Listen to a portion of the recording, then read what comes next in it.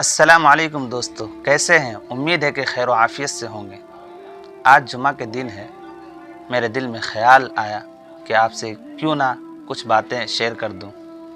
وہ بات یہ ہے کہ اکثر لوگوں کی زبان پہ یہی شکایت بنی رہتی ہے کہ ہم دعا مانگتے ہیں لیکن دعا قبول نہیں ہوتی ہے۔ جی ہاں دوستو، میں اس کا ایک حل بتانے جا رہا ہوں۔ دعا کے قبول ہونے کے کچھ اوقات اللہ کے رسول صلی اللہ تعالیٰ علیہ وسلم نے بتلایا ہے ہمیں۔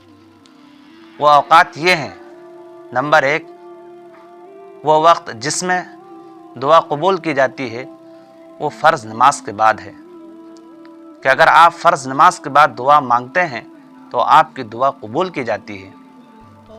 دوسرا وہ وقت جس میں دعا قبول کی جاتی ہے وہ جمعہ کے دن عصر کے نماز کے بعد سے غروب آفتاب تک کا ہے، کہ اگر آپ ان اوقات میں دعا مانگتے ہیں تو آپ کی دعا قبول کی جاتی ہے۔ یہی وجہ ہے کہ سلف صالحین کا طریقہ رہا ہے کہ وہ لوگ عصر کے نماز کے بعد سے لے کر غروب آفتاب تک دعا مانگا کرتے تھے۔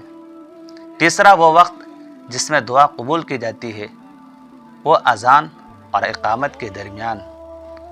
اذان اور اقامت کے درمیان میں اگر کوئی شخص دعا مانگتا ہے تو اس کی دعا قبول کی جاتی ہے۔ چوتھا وہ وقت ہے جس میں دعا قبول کی جاتی ہے وہ رات کے آخری حصے میں، کہ اگر کوئی شخص رات کے آخری حصے میں اٹھ کر اللہ رب العزت کے سامنے گڑ گڑا کر رو کر دعا مانگتا ہے تو اس کی دعا قبول کی جاتی ہے۔